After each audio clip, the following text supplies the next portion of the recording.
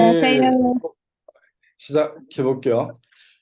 오늘은 무릎과 발의 정렬에 대해서, 발의 변형에 대해서 한번 알려드리는 시간을 가져볼게요.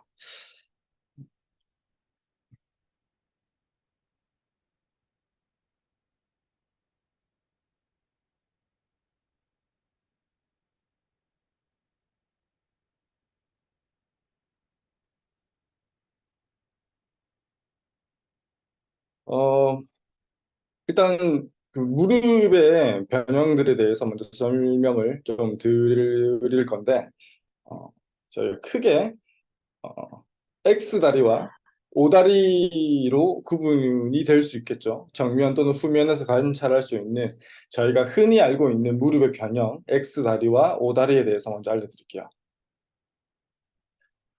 X다리다라고 하는 거는 무릎을 붙이고 섰을 때 무릎과 발목 쪽을 같이 붙이고 서보세요라고 했을 때 무릎은 붙지만 발이 2.5cm 이상 이렇게 벌어진다라고 하면 우리가 흔히 X다리가 진행된다라고 보실 수 있고 5cm 이상 벌어져 있다 발이 그러면 X다리가 좀 많이 진행되어 있다라고 검사를 해보실 수 있어요. 또는 그걸 보상하기 위해서 무릎과 무릎을 서로 이렇게 앞뒤로 겹쳐서 발을 붙이려고 시도하시는 분들도 있어요.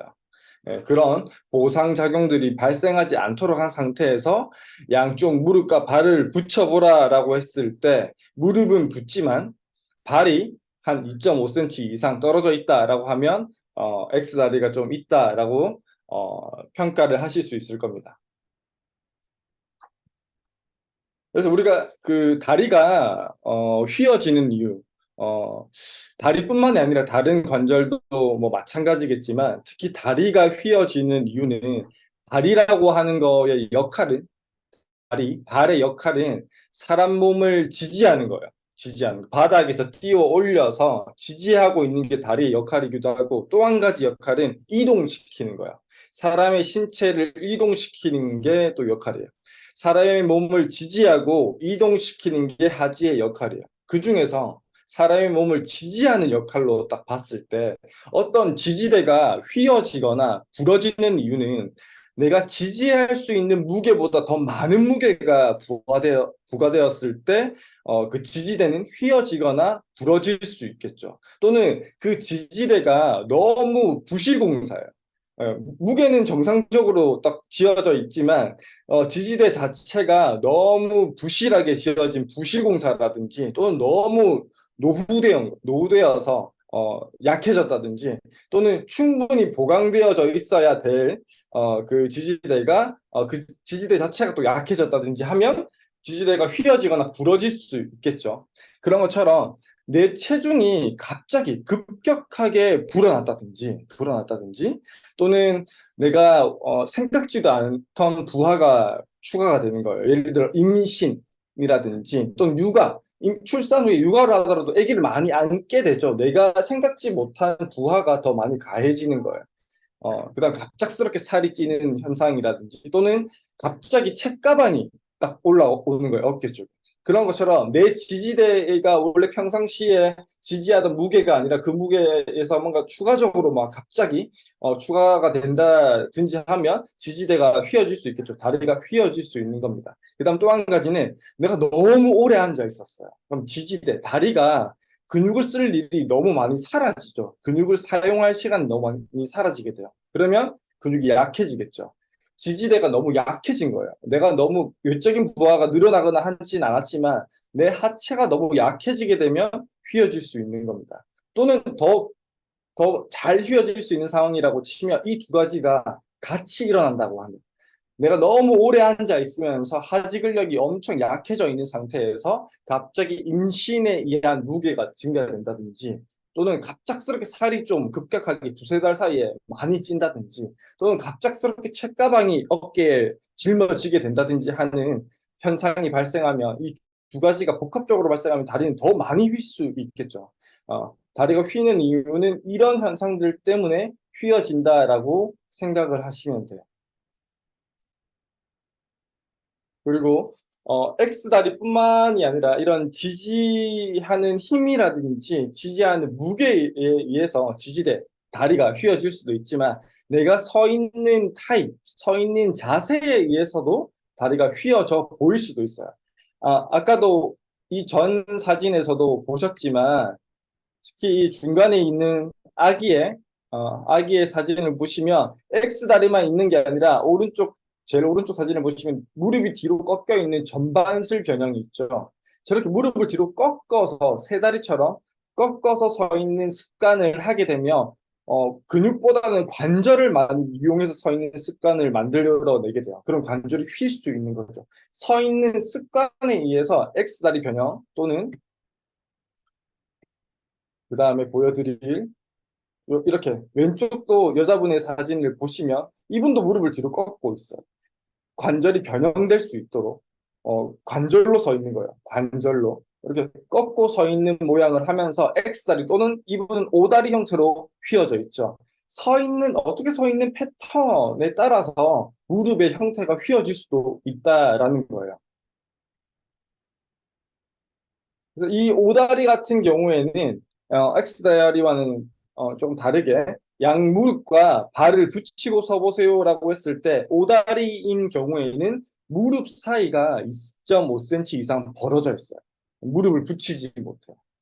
이렇게 2.5cm 이상 벌어져 있다라고 하면 약간 오다리 경향이 있구나. 5cm 이상 벌어져 있다라고 하면 오다리가 좀 어느 정도 진행이 된 상태구나라고 이렇게 평가를 해주시면 됩니다. 이거 외에 방금 전에도 설명을 드렸지만 무릎을 옆에서 딱 관찰했을 때 무릎을 정상적으로 딱 펴고 있는 게 아니라 무릎을 살짝 구부리고 계신 분도 있고 무릎을 뒤로 꺾고 계신 분들도 있어요.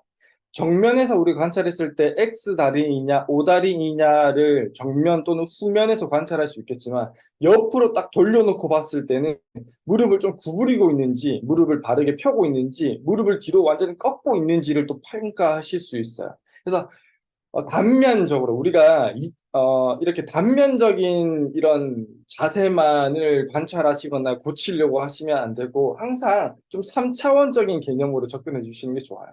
네, 그래서 옆모습도 항상 같이 관찰을 해주시면서 뭔가 교정을 해주려고 하고 뭔가 수정을 해주려고 하고 비포 애프터를 만들어내려고 하시는 게 훨씬 더 도움이 되실 겁니다. 그래서 지금 여기 보시면 다양하게 서 있는 자세가 있죠. 다양하게 서 있는 자세가 있고 제일 오른쪽 4번의 자세가 가장 이상적인 서 있는 자세, 측면에서 바라본 서 있는 자세라고 하실 수 있을 겁니다. 그래서 이분들의 다리, 무릎 쪽만 딱 보자고 하면 좀 다양해요. 1번 분은 무릎이 구부려져 있어요. 2번 분은 무릎이 뒤로 꺾여 있어요. 3번 분도 무릎이 살짝 구부정하게 되어 있죠. 4번 정상 체형이신 분 같은 경우에는 무릎이 곧게 잘 펴져 있는 거예요. 다시 전체적인 자세를 보시면 1번과 3번에 무릎이 살짝 구부려져 있던 1번과 3번 분 같은 경우에는 상체 위쪽의 자세도 얼추 비슷해요. 그죠? 거북목이 굉장히 심하고요. 구분등도 굉장히 심하고 골반도 앞으로 툭 내밀고 있어요. 그죠? 1번과 3번 분 같은 경우에는 전체적인 자세도 비슷하고 무릎의 자세도 아주 비슷해요. 그죠? 반면에 또 2번 분은 1번, 3번 분과는 조금 위쪽 무릎을 제외한 중체와 상체 쪽의 자세를 보면 1번, 3번 분과는 조금은 다른 자세를 좀 취하고 있어요. 이런 것처럼 무릎의 변형이 무릎만의 변형은 아니에요. 무릎만의 변형이 아니에요. 무릎이 이렇게 1번과 3번부처럼 구부정하게 되어 있을 정도면 위쪽은 이것과 같이 올 수 있는 체형 변형들이 같이 와 있다라는 거예요. 방금도 말씀드렸지만 정면에서 O다리, X다리가 있다라고 하면 반드시 측면에서도 관찰을 해줘야 되고 측면에서도 무릎이 구부정해져 있거나 바르게 되어 있거나 뒤로 꺾여 있는지를 확인해 줘야 되고 무릎에서의 이런 변형이 있다라고 하면 무릎만 또 볼 게 아니라 위쪽 중체에서는 어떤 변형이 있는지 또 등에서는 머리에서는 거북목이 있는지 구분등이 있는지 이런 변형들을 같이 봐줘야 전반적으로 전신적으로 같이 조정을 해주셔야 아주 효과적으로 체형을 변화시킬 수 있다라는 말씀을 드리고 싶다라는 거예요. 다시 한 번 더 옆모습에서 봤을 때 무릎을 뒤로 꺾고 있는 무릎, 1번 분 같은 경우에는 무릎을 뒤로 꺾고 있죠. 있을 거고, 이렇게 무릎을 뒤로 꺾고 있다라고 하면 무릎 앞쪽에 대한 통증이 굉장히 잘 생기실 수가 있어요. 뭐 무릎의 연골연화증 같은 것들이 아주 잘 생길 수 있는 무릎이에요. 그다음 무릎을 뒤로 꺾고 있다 보니까 종아리가 훨씬 더 뒤쪽으로 도드라져 보여요. 실제로도 종아리 근육을 굉장히 과사용할 수밖에 없는 무릎의 자세이기도 하지만 스스로 무릎을 뒤로 꺾고 있음으로 해서 종아리가 훨씬 더 도드라져 보이기도 해요. 우리가 측면 자세 예전에 설명드렸던 것들 중에 과전만 자세 설명드렸었죠. 배를 내미는 듯한 자세, 배를 내미는 듯한 자세, 허리를 꺾고 있는 듯한 그 과전만 자세를 하고 있으면 배를 스스로 더 내밀고 있는 자세죠. 그리고 배가 훨씬 더 돋보이게 되죠. 똥배가 있는 듯 보이기도 하고요. 그런 것처럼 1번의 전반슬 변형 같은 경우에는 종아리 근육을 실제로도 엄청 과사용하게 되지만 스스로 뒤로 꺾고 있음으로 해서 종아리가 뒤로 더 도드라져 보이게 만들기도 해요. 종아리가 두꺼워져서 또는 과발달되어서 고민이 있으신 특히 여성분들이 많으신데 그런 분들은 자기가 어떻게 서 있는지 옆모습을 한번 관찰해 보실 꼭 필요하다고 생각이 됩니다. 그리고 2번 분 같은 경우에는 보이시는 화면에 2번 분 같은 경우에는 아주 대퇴부와 하퇴부가 일직선으로 아주 잘 서 있죠. 반면에 또 3번 분 같은 경우에는 무릎을 살짝 구부정하게 하고 서 있는 자세가 되겠죠. 이분들의 자세, 무릎의 엑스레이 자세를 한번 우리가 예측을 한번 해보자라고 하면 아마 1번과 2번 분은 이렇게 차이가 있을 거다라고 한번 예측을 해보실 수도 있으실 거예요.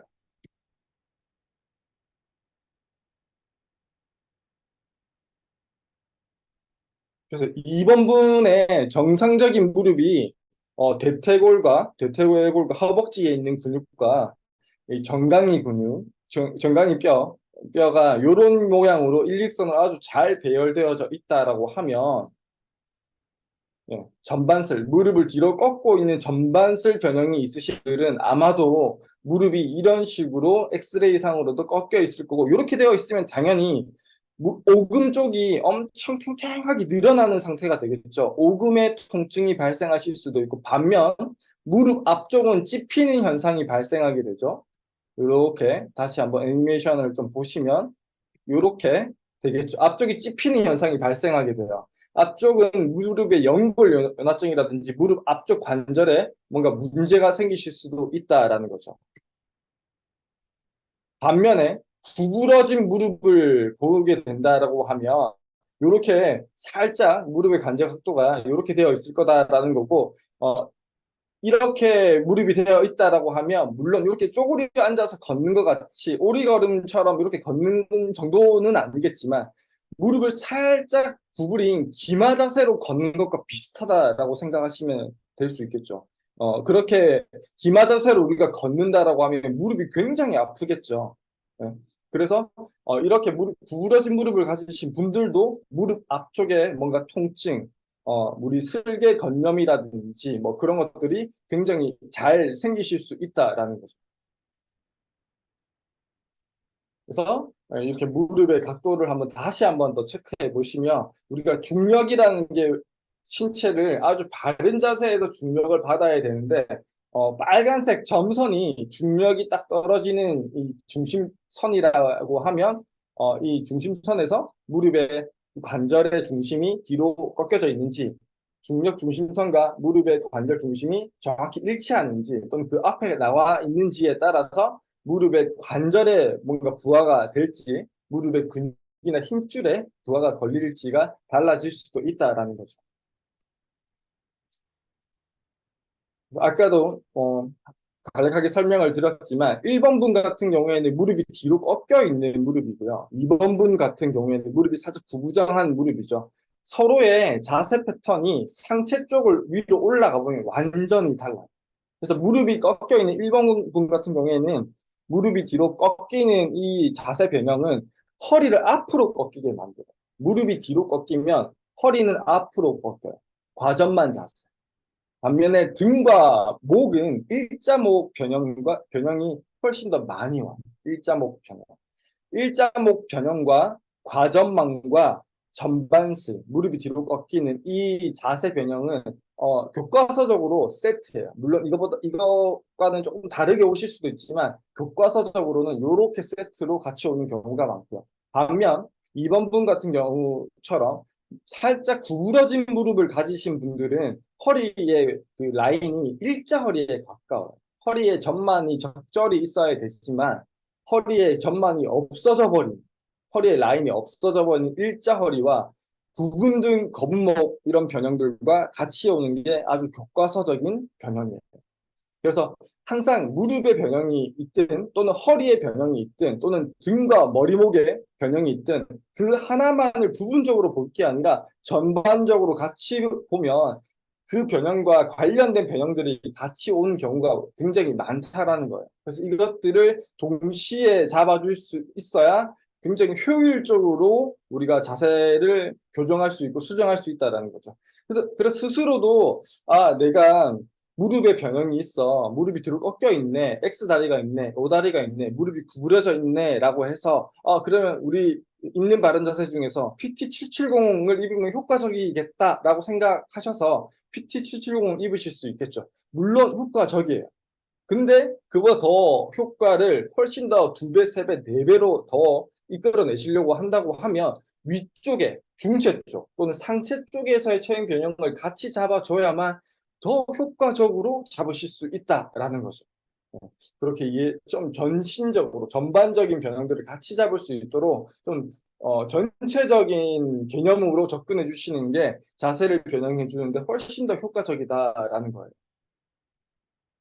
다음으로 넘어가서 이제 발의 변형을 좀 설명을 드릴 거예요. 제일 왼쪽에 보이시는 저희 첫 번째 화면은 평발이죠, 평발.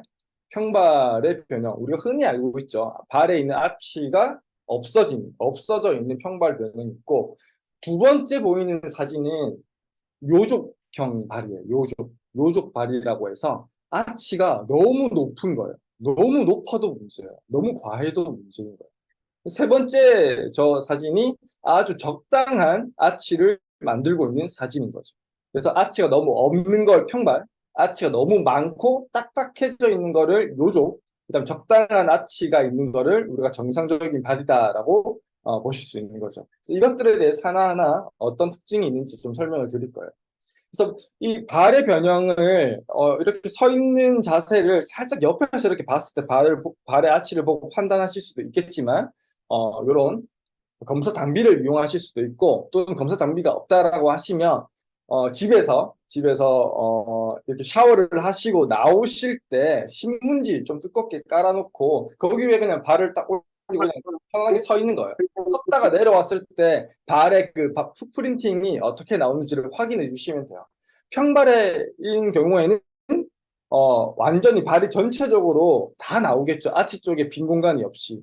반대로 가운데 있는 요족형 발 같은 경우에는 발의 전족부와 뒤꿈치 쪽만 나오고 중간이 완전히 떠 있는 경우가 많아요. 정상적인 발이다라고 하면 딱 섰을 때 발 가운데 이렇게 하트 모양으로 만들어져 있어야 돼요. 이런 변형이 나타날 수 있을 거고 이런 풋프린팅 검사를 통해서 자기 발이 정상적인지를 확인하실 수도 있습니다. 그래서 발이라는 거는 원래 아치가 뒤꿈치가 딱 닿게 되면 딱 닿게 되면 발에서 쿵쿵쿵쿵 하는 충격이 전해지죠. 그런 충격들을 발의 아치가 이렇게 스프링처럼 이렇게 무너졌다가 다시 세워지면서 스프링처럼 이렇게 쿠션 역할을 하면서 바닥에서 올라오는 충격을 흡수를 해줘야 돼요.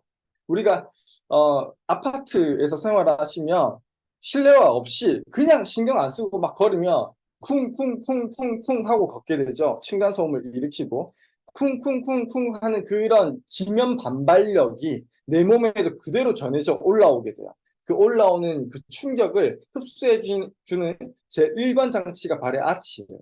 그래서 발의 아치는 이렇게 느슨해지는 살짝 무너지면서 느슨해지는 이 과정을 통해서 컴핑해지는 과정을 통해서 충격을 해주게 되고 또 한 가지 이렇게 충격을 흡수했다가 다시 단단해지면서 다시 세워지고 단단해지면서 내가 걸으면 내가 걷는 이 발을 지면을 디디는 이 힘이 바닥에 잘 전달되어야 내가 앞으로 나갈 수 있겠죠. 그래서 다시 단단해지면서 내 힘을 바닥에 또 잘 전달해줘야 돼요.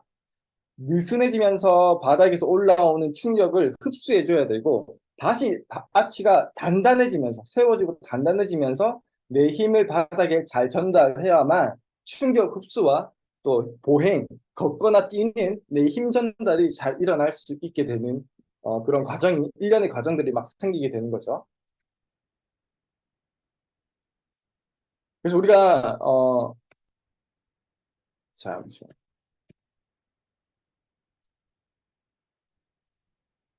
정상적인 발을 비교를 해봤을 때 맨발로 보드라운 흙바닥을 걷는 거를 우리가 정상적인 발이라고 생각을 해보신다라고 하면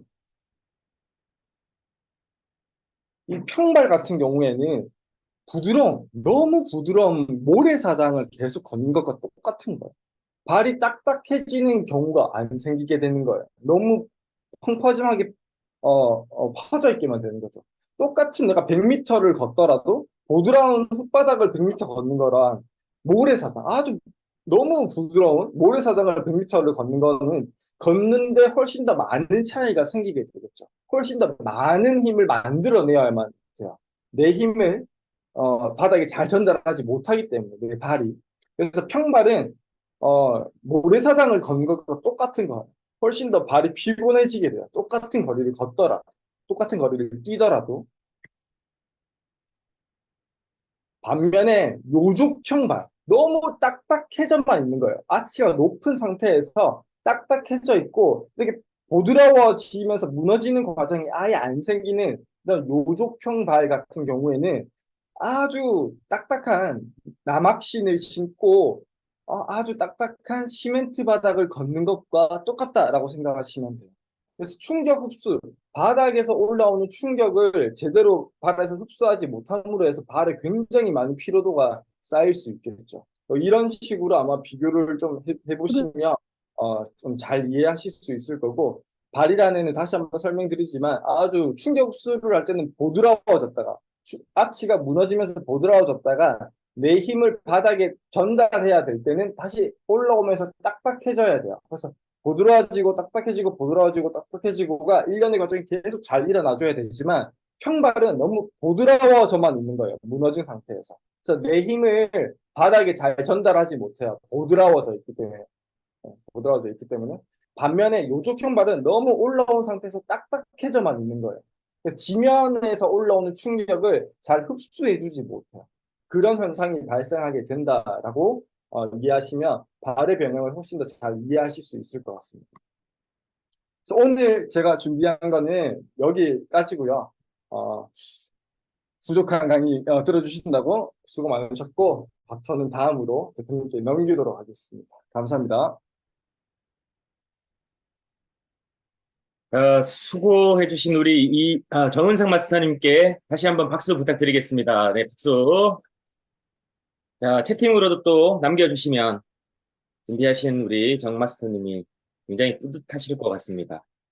혹시 지금 그 초대하신 분들이 인원이 좀 초과가 돼서 못 들어오는 경우가 있는지 한번 초대자분들이 살펴주시고요. 지금 300명까지 증원이 되어져 있는데 계정에 반영이 안 됐을 수도 있거든요. 그런데 조금 전까지 제가 확인했을 때 102 계정까지는 들어왔었습니다. 그래서 들어오신 분들이 놀라서 이제 나가시기도 하고 이제 새로운 분들이 참여하시라고 나가시기도 했는데 지금 현재 99 계정입니다. 혹시 안 들어오시는 분이 계시면 채팅으로 남겨주시면 제가 계정을 한 번 더 체크를 하도록 하겠습니다.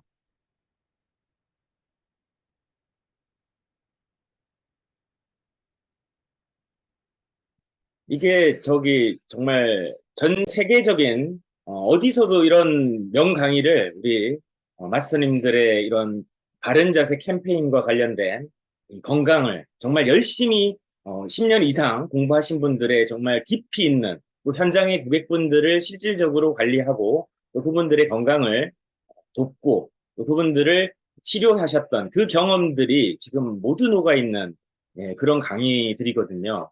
그래서 오늘 정말 다리 이런 부분에 대해서 다시 한번 우리가 오늘 하루를 생활하실 때 제대로 살펴보는 그런 유익한 시간이 된 것 같습니다. 자, 그러면 지금부터 또 잠시 광고 말씀을 드리도록 하겠습니다. 우리 337책 신규반을 모집하고 있습니다. 오늘도 신규반 모집을 할 수 있고요. 12월 30일 그리고 1월 2일까지 1월 2일 날 마지막 기수를 모집합니다. 그렇게 돼서 1월 2일 참여를 하시게 되면 2월 8일까지 이제 시간이 주어져서 33일 도전이 가능하거든요. 그래서 그분들 참여하실 수 있도록 지금 오늘 12월 오늘이 8일입니다. 그래서 많은 시간이 남아있기 때문에 여러분들이 계속해서 출석 체크하실 수 있도록 독려해 주시고 초대해 주시면 좋을 것 같습니다. 예, 잠깐 제가 채팅을 읽어드리면 우리 영남의 이다겸 총괄사님께서는 정말 자료 준비를 얼마나 정성스럽게 하셨는지 느껴지는 강의였다라고 하셨고 또 강순자님 마스터님 건강 강의 또 대표님의 매일 명강의 너무 좋아요. 예, 감사합니다.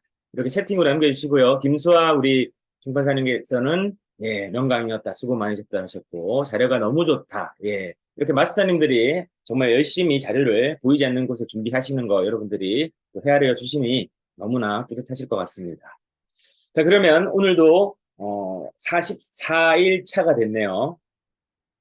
계속 또 광고를 이어가자면 12월에 창업설명회가 8회가 열립니다. 그래서 12월 13일 호남 지역의 광양을 시작으로 대구 영남 지역까지 8번의 비전 창업설명회가 있으니 여러분들 한번 보시고 이 시간들을 잘 활용하시게 되면 또 많은 분들에게 슬리밍고라고 하는 이 가치를 또 여러분들이 한 번도 경험하지 못하셨던 이런 바른 자세 건강관리라고 하는 이런 새로운 분야를 개척하고 있는 이 시장의 선구자가 되고 새로운 혁신적인 길을 걸을 수 있는 기회가 되지 않을까 싶습니다. 그래서 오늘 오신 분들 중에서도 좀 궁금하다 하시는 분들은 참석하실 수 있으니 초대하신 분들과 긴밀하게 시간을 조율하시면 좋겠습니다. 자, 그러면 337책 프로젝트 66일 미쳐라 바르게 건강하고 바르게 잘 살자는 이 큰 테마 안에서 44일 차 진행하겠습니다. 계속 우리는 성공하는 자기경영이라는 주제로 31번째 시간을 이어가겠습니다. 천재 물리학자인 아인슈타인이 이런 명언을 남겼습니다. 우주에서 가장 강력한 힘은 공리이다라고 말이죠. 그리고 이걸 이해하면 공리로 돈을 벌지만 또 이걸 이해 못하면 공리로 돈을 지불해야 한다라고 하는 메시지를 우리에게 전달하고 있습니다. 우리는 이 공리라고 하는 용어를 대개 금융권에서 또 여러분들이 하고 있는 재테크에서 많이들 들으실 겁니다. 또 여기 오신 분들이라면 이미 복리라고 하는 이 개념을 삶에서 적용하고 계실 거고 또 어떤 분들은 아직까지 복리라는 것을 이해는 하고 있지만 내 것으로 취하지는 못하고 있다. 또는 이 복리라고 하는 개념을 내가 이해를 하고는 있는데 실질적으로 내 삶에서 어떻게 적용해야 되는지는 잘 모르겠다라고 하는 그런 경우로 나눠질 것 같습니다. 그럼에도 불구하고 우리는 이 복리라고 하는 이 개념을 좀 잘 이해할 필요가 있고 제가 계속 말씀드리고 당부드리지만 이해를 하고 알면 어떻게 해야 된다고 했죠? 실천해야 된다.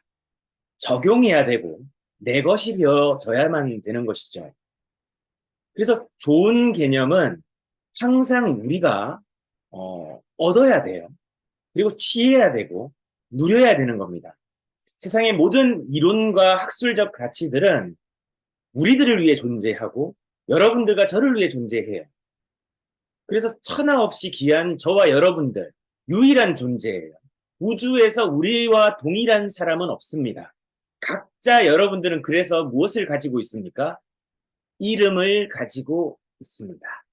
자, 이제 각자 여러분들의 이름을 한번 스스로에게 불러볼까요? 자, 엄태호. 자, 여러분들 이름 불러보세요. 자, 엄태호. 너는 우주에서 유일한 존재다.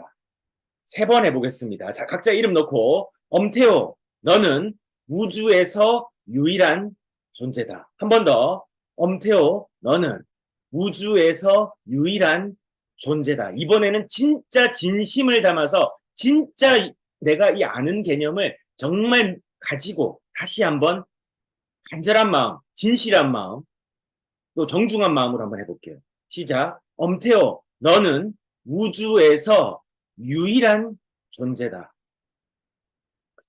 여러분들은 그렇습니다. 유일한 존재예요. 여러분들을 대체할 수 있는 사람은 아무도 없습니다. 물론 여러분들이 방송을 보고 또 여러 가지 오늘 하루를 살아가다 보면 여러분들보다 잘나고 능력 있고 또 돈도 많고 또 많이 배우고 또 경험 많은 또 연륜도 있고 또 행복한 삶을 사는 것 같은 그런 사람들 많이 만나시기도 할 거예요. 또 한편으로 여러분들보다 다소 부족해 보이고 모자라 보이고 또 능력 없어 보이고 또 열등해 보이는 그런 분들도 만나실 겁니다.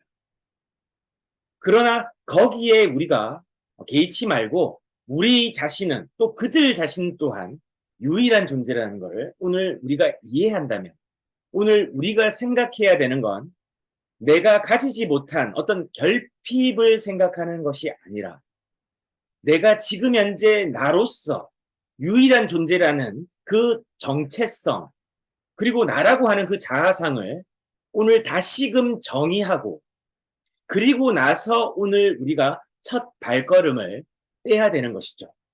왜? 우리는 전 우주적으로 유일한 사람들이니까. 나를 대신할 수 있는 사람, 나와 같은 사람, 나 같은 사람은 없다라는 것이 그게 팩트죠. 그게 기정사실입니다. 어쩌면 그건 진리죠. 여러분들과 같은 사람은 없어요.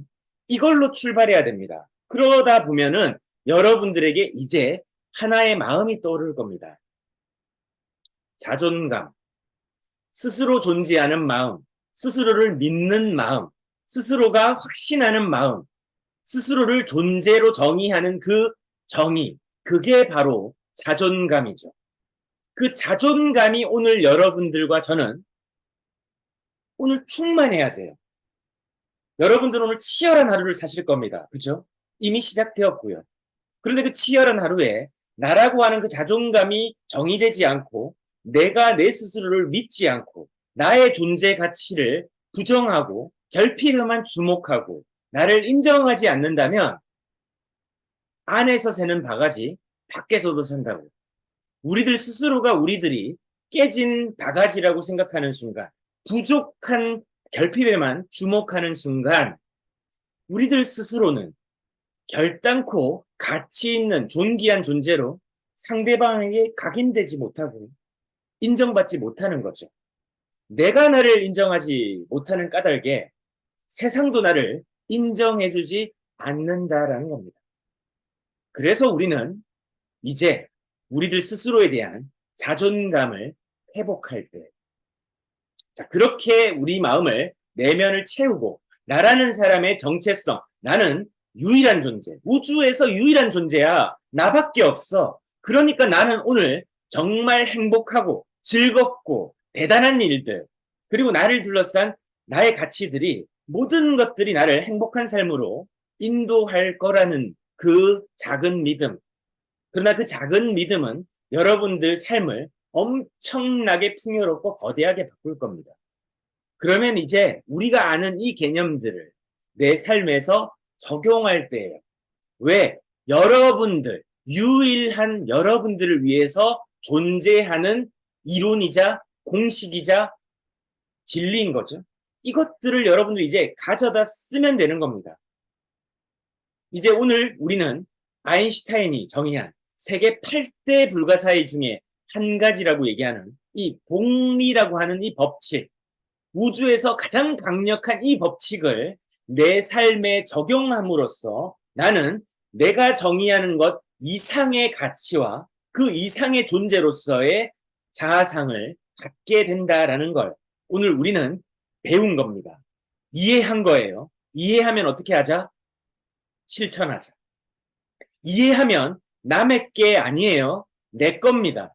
내가 가져다 쓰면 되는 거예요. 여기에는 돈이 들지 않습니다.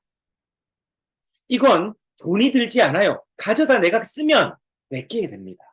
그리고 내가 가져다 쓰는 순간부터 그 모든 것들은 가치가 부여가 돼서 복리라고 하는 이 가치가, 이 개념이 나를 성장시키고 나를 부유하게 만들고 나를 변화시키고 나의 자아상을 내가 꿈꿨던, 바랬던, 희망했던, 닮고 싶었던, 그리고 내가 이렇게 되었으면 좋겠다라고 했던 그 모습이 여러분들과 나, 우리의 자아상, 우리의 정체성이 되는 거예요. 우리는 그 존재가 되는 겁니다. 오늘 이 개념을 생각하고 다음으로 출발할게요. 자, 그러면 복리라는 것은 돈에만 해당되는 거 아닙니까? 지금 아인슈타인 선생님도 돈에 관련된 얘기를 하는 거 아니에요? 라는 생각이 들 겁니다. 그럼 나는 지금 수중에 마이너스거나 혹은 지금 충분한 씨앗 머니가 종잣돈이 없는데 이런 상황에서 나에게 해당 사항 없는 거 아닙니까? 라는 분들이 계실 수 있습니다. 반은 맞고 반은 틀립니다. 물론 우리가 알고 있는 이 개념의 복리는 돈과 연관성이 있는 게 맞고 돈에 적용된 개념이었다라는 것만 우리가 알았던 것이죠. 하지만 이제 우리가 돈이 없더라도 우리들 스스로의 오늘 시간과 우리의 행동만으로도 이걸 바꿔서 돈이라고 하는 이 수단을 우리 걸로 만들 수 있는 가장 강력한 그 힘에 대해서 다뤄볼까 합니다. 이 안데르스 에릭손 교수가 집필한 1만 시간의 재발견, 그분의 논문을 바탕으로 펼쳐진 이 책에서는 이 세계적인 경영사상가인 말콤 글래드웰이 자신의 저서 아웃라이어에서 이 에릭손 교수의 연구를 인용을 했어요. 그래서 그 책에서는 1만 시간의 법칙이라고 하는 그 유명한 이 법칙을 우리에게 설파했습니다. 자, 1만 시간의 법칙이라는 개념은 어떤 분야의 전문가가 되기 위해서 최소한 1만 시간이라고 하는 훈련이 필요하다라고 하는 법칙. 그래서 노력의 중요성을 강조하는 관용구로 자주 인용되고 사용되어지고 있다라는 것이죠. 자, 근데 여기서 이 말콤 글래드웰은 1만 시간이라고 하는 매일에 3시간씩 훈련하면 3,333일이라고 하는 시간, 그래서 약 9.1년이라는 시간을 열심히 훈련하면 또 매일 5시간이면 2,000일, 약 5.5년, 매일 8시간씩 훈련하면 1,250일, 약 3.4년, 즉 시간에 굉장히 포커스를 많이 맞춰서 이 정의를, 이 법칙을 설명했었는데 많은 사람들에게 그래서 열심히 하면 되는구나, 1만 시간 가까운 시간을 열심히 하면 우리도 전문가가 되고 우리도 성공할 수 있구나, 이렇게 설파를 했단 말이죠. 정작 이 논문의 1만 시간의 법칙에 대한 이 논문의 저자인 에릭손 교수는 이 말콤 글래드웰의 1만 시간의 법칙에 대한 반발로 1만 시간의 재발견이라는 책을 내게 되었어요. 자, 그런데 이 에릭손 교수가 얘기하는 1만 시간은 시간 그 자체에 초점을 맞춰서는 안 된다라고 얘기하는 겁니다. 1만 시간이라는 시간은 사람을 변화시키기에 충분한 시간임은 증명이 됐는데 더 중요한 것은 1만 시간 그 자체가 아니라 그 1만 시간에 내가 어떻게 하느냐, 어떤 양과 질로, 품질로 그 행동을 지속했느냐, 이게 중요한 개념이라고 이야기를 하고 있는 것이죠. 그래서 우리들이 오늘 생각해야 되는 건 복리라는 개념입니다. 행동도 복리가 따른다는 거예요.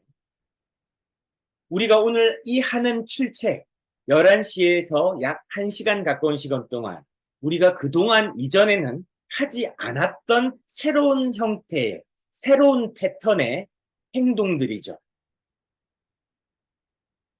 대면에서 하면 좋겠습니다만 우리가 줌이라고 하는 현재 시대에서 가장 유용한 이 발명물을 우리는 가져다 쓰는 것이죠. 그리고 이 줌을 통해서 우리는 여러분들이 각자 어떤 분들은 외국에 계시고, 또 어떤 분들은 지방에 계시고, 어떤 분들은 저와 같은 공간이 아닌 시공간을 초월한 곳에서 우리가 지금 동일한 주제를 가지고 줌 회의를 하고 있는 것이죠. 우리는 이 개념을 갖다 썼고, 그리고 여지껏 하지 않았던 이 패턴을 33일 반복하기로 결정한 겁니다. 이제 우리와 약속이 세워진 거죠. 그러면 우리는 이 33이라고 하는 이 완전수에 대해서, 그리고 3일 3주를 반복하게 되면 우리 뇌에는 각성작용이 일어나서 우리 뇌 편도체에서 이 도파민이라고 하는 호르몬이 발생이 돼서 우리를 휘어감게 돼요. 그리고 이 시간들을 3일을 반복하게 되면 뇌의 관성과 싸우게 되는 겁니다.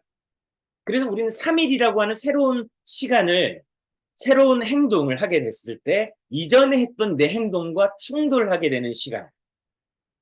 그리고 이 3일을 반복하게 되면 3주라는 시간이 가까워지게 되는데, 이 시간은 내 뇌에 중기 저장 창고에 이제 이 행동이 각인되게 돼요. 그렇게 되면 내가 이제 조금 편하게 되는 겁니다. 이 행동이. 그렇게 우리가 이 행동을 반복하는 것으로 인해서 우리의 시간이 쌓이고 우리의 행동들이 쌓이면서 습관이라고 하는 행동으로 바뀌게 되고, 그때는 내 장기 기억 저장 창고에 쌓이게 되면서 무의식적으로 내가 이 행동을 그냥 자연 발생적으로 하게 되는 거예요. 그 행동 자체가 나를 정의하게 되는 거죠. 내가 그래서 좋은 행동을 습관으로 만들게 되면 그때부터 시간의 힘과 내가 하게 되는 그 행동의 양과, 그리고 거기에서 피드백을 통해서 내가 이 행동을 조금 더 개선하려고 하면 어떤 변화나 어떤 행동에 추가를 하게 될 때, 또 어떤 환경적 요인을 고려하게 되고, 내가 하는 방법, 방식, 그리고 이 방법론을 고민하게 돼서 그 행동들에 대해서 개선이라고 하는 환경이 만들어지게 되죠. 그 개선된 행동들이 매일 쌓이게 되면서 무엇이 일어나냐면 이때 복리라고 하는 개념이 발생되는 겁니다. 그래서 이 아주 사소한 습관의 힘, 이 아토믹 헤빗이라고 하는 책에서 이런 얘기를 하는 거죠.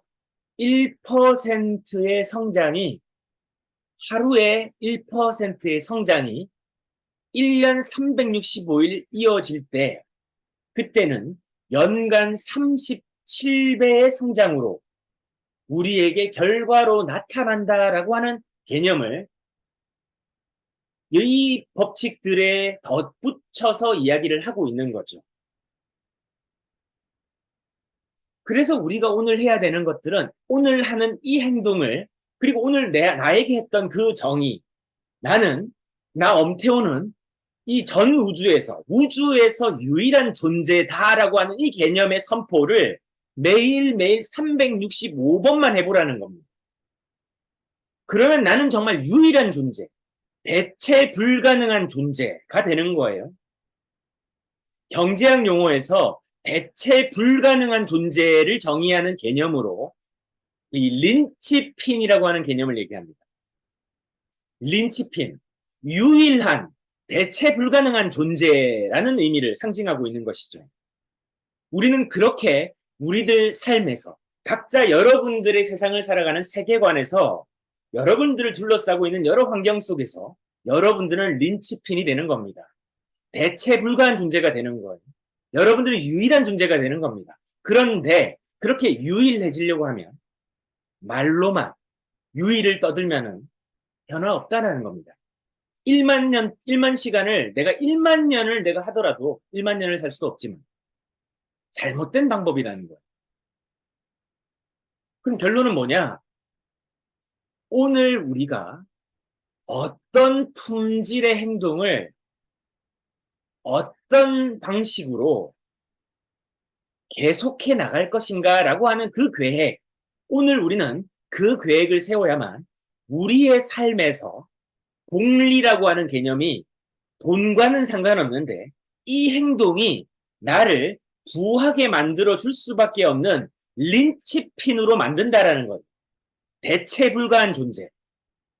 여러분들은 유일한 존재로 태어났는데 내가 오늘 어떻게 하느냐라고 하는 그 선택에 따라서 우리는 린치핀이 되기도 하고 일반적인 대중이 되기도 하고 판가름 난다라는 것이죠. 그래서 우리가 어떤 선택을 하느냐. 오늘 우리는 공리라고 하는 개념이 돈이 들지 않는다는 걸 배운 거예요. 내 행동이 변화하는 것만으로도 공리가 작용하고 내가 대체 불가한 존재가 되는 순간부터 나를 찾기 시작해요. 누가? 사람들이. 여러분들이 만나고 싶었던 사람들이 말이죠. 텔레비전에 내가 나왔으면 정말 좋겠네, 정말 좋겠네. 같이!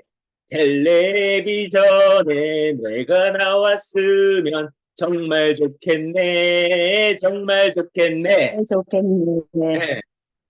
여러분 정말 좋겠죠? 정말 네. 좋을 겁니다. 그러나 우리들이 대체 불가능한 존재가 되면 그건 현실이 돼요. 그건 정말 현실이 되는 겁니다. 그래서 여러분들이 뭔가 열심히 하다 보면 SBS에서 찾아올 거예요. 뭐라고?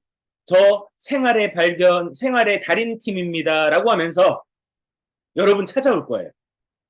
여러분들이 미용을 열심히 잘하신다. 그럼 미용을 열심히 해가지고 더 미용을 잘하는 방법. 어떻게 하면 좀 더 다른 방법. 다른 미용실과 나는 어떤 방법, 어떤 1%를 바꿀까? 오늘 광명점 보니까요. 크리스마스 트리가 너무 예쁜 거야. 제가 보는 순간. 그죠? 카운터에 반짝반짝거리고 지금 데스크에도 뭔가 반짝반짝거려요. 저 하나만으로도 매장에 고객들이 왔을 때, 와, 이제 크리스마스가 왔구나. 기분이 좋아지지 않나요? 바로 이게 1%예요. 나는 아무것도 아닌 것 같이 트리 하나 설치하고 조명을 켰을 뿐인데 사람들이 나를 대체 불가한 존재로 인식하게 되는 거예요. 이런 노력들이 쌓여서 우리들이 변화하고 우리들이 만나고 싶어하고 우리가 친해지고 싶어하고 우리가 어딘가 다가서고 싶고 또 어떤 일을 하고 싶고 또 그 사람들과 같이 일하고 싶기도 하고 또 이런 사람들을 만나서 인간관계를 맺고 싶기도 하고 또 이런 영역의 활동들을 하고 싶기도 한데 지금의 나로서 너무 멀어 보이는 거예요. 내가 어떻게 TV에 나오고 내가 어떻게 그 사람들을 만나고 어떻게 그 사람들과 일을 하고 또 그 사람들과 인간관계를 맺고 이런 것들이 지금은 상상이 안 되잖아요. 그러나 내가 하고 있는 어떤 여러분들이 오늘 하고 계신 각자의 일들이 계실 거죠.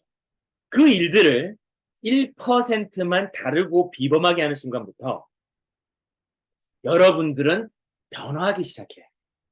그렇게 하루가 지나고 3주가 지나고 10년까지는요. 별로 변화가 없는 것 같이 느껴지는 이 낙심의 골짜기라는 개념이 있습니다. 어느 순간 성장이 정체된 것 같고 멈춘 것 같고 변화가 없는 것 같이 느껴질 때가 있어요. 그런데 그때도 불구하고 계속 내가 이 노력들, 이 초심을, 이 마음가짐을, 이 태도를 변하지 않고 계속 해나갑니다. 12년이 지나고 13년이 지나는 순간부터 V자 반등을 또 하기 시작해요. 거기에서 또 이자가 붙어서 나중에는 원금에 이자가 붙어서 그 이자보다도 이자에 이자가 붙는 금액이 원금보다 훨씬 더 커지는 시점이 오는 거예요. 오늘 내가 하는 행동이 별로 이자가 없는 것 같고 별로 변화가 없는 것 같지만 여기에 조금의 변화가 일어날 거예요.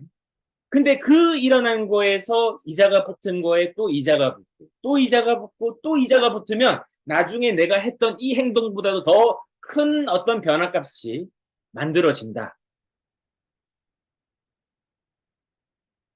여러분 혹시 이 대나무의 성장이라는 얘기 많이 들어보셨죠? 이 모죽대나무라는 게 있습니다. 이 모죽대나무가 이제 싹을 틔우고 한 4년에서 5년까지는요, 거의 30cm밖에 자라지 않습니다.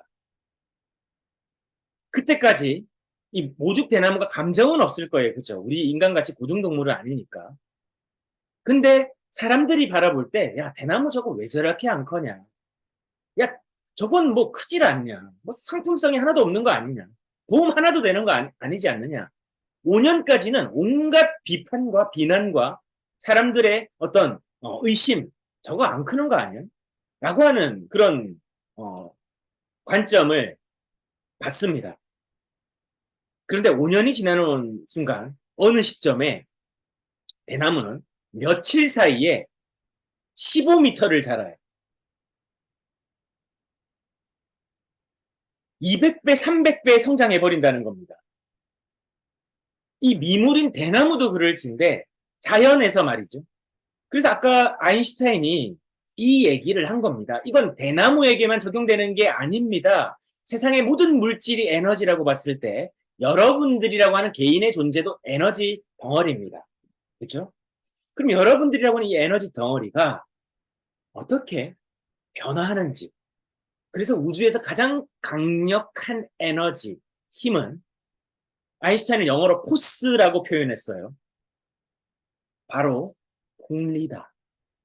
근데 그 복리는 저와 여러분들에게 오늘도 우리 삶에서 지배를 하고 있는 중력과 같은 법칙이다라는 거죠.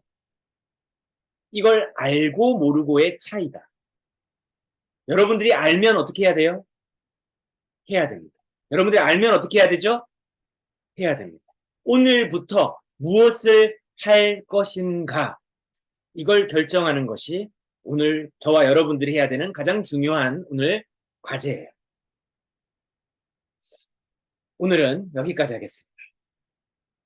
여러분들의 5년 뒤 어떤 모습일지 그려지십니까? 여러분들의 10년 뒤 어떤 모습일지 그려지세요? 우리 모두는 린치핀입니다. 우리 모두는 대체 불가능한 존재예요. 오늘 우리는 각성했습니다. 오늘 우리 깨달았어요. 여러분들을 대신할 사람은 누구도 없습니다. 오늘 이전까지 여러분들을 판단하고 여러분들을 바라봤던 스스로 그리고 외부의 이 사람 시각으로부터 우리는 좀 더 자유로워질 필요가 있습니다. 왜냐하면 우리는 오늘 변하기로 결정했기 때문이죠. 내일 뵙도록 하겠습니다. 감사합니다. 감사합니다. 감사합니다. 네, 감사합니다. 감사합니다. 네, 감사합니다.